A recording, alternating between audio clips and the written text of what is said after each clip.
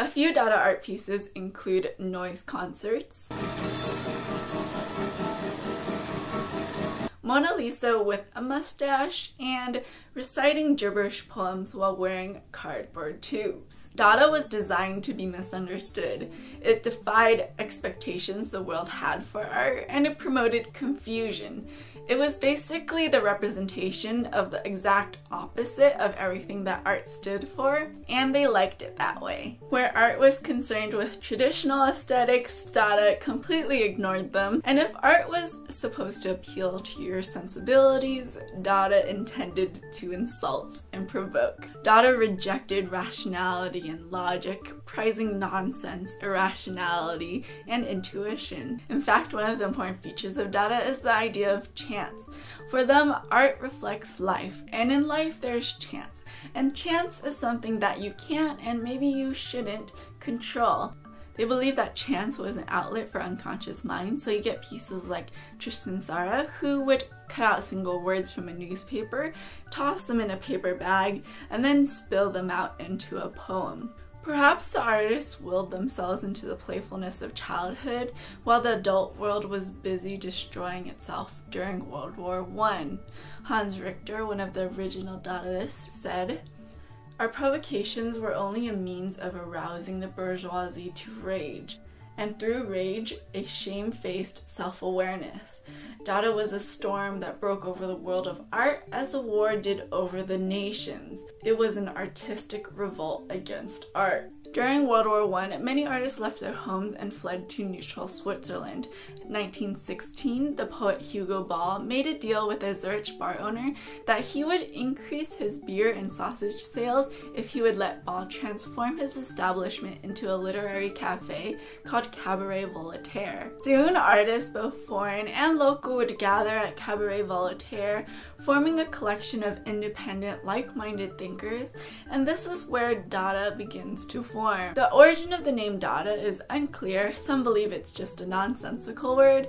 Others believe it's from Romanian artists Tristan Tzara and Marcel Ianco's frequent use of Dada, which in Romanian means yes, yes. Another legend states that they took a French-German dictionary, stabbed it with a knife, and the knife just happened to point at Dada, which in French is hobby horse. In their first publication in 1916, Ball wrote that Cabaret Voltaire has the sole purpose to draw attention across the carriers of war and nationalism to the few independent spirits who live for other ideals.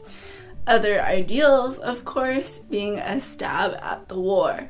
The movement encompassed a wide range of practices, including visual art, poetry, literature, theater, art manifestos, art theory, graphic design, and concentrated its anti-war politics through the rejection of prevailing standards of art through anti-art cultural works. Cabaret Voltaire was a gallery, a concert hall, a stage for poetry readings, and important figures were, of course, Hugo Ball, Tristan Tzara, Max Ernst, Jean Arp, and even more later on, including Marcel Duchamp, Francis Picabia, André Breton, and Man Ray. Like the futurists, they were interested in freeing language from conventional syntax and semantics to raw sound through noise music and jumbled type. But while the futurists had a mission and a message, the Dadaists only had one mission, and that was to have no mission at all. And in this time in history, in the words of Richter, it was just this that gave the movement its explosive power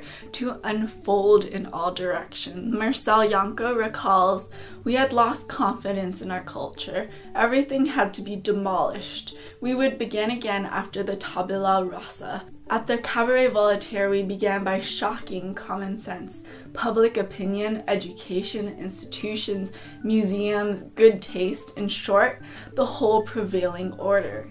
The movement spread almost simultaneously to New York and then to Paris, Barcelona, Berlin, Cologne, and Hanover. By the early 20s, it was pretty much burned out or subsumed into surrealism or other practices, but its short life was witnessed across the world through this network of nomadic and passionate artists. The Dadaists were young and perhaps naive to believe that they could change the world by mocking it, but they knew with certainty during the war that the world world needed change. For them, art had grown old and stale with its rules and values, and they wanted to free art from the commercialization and industry that comes with it. Despite their anti-art pose, Dada is anti-Dada was a favorite among them.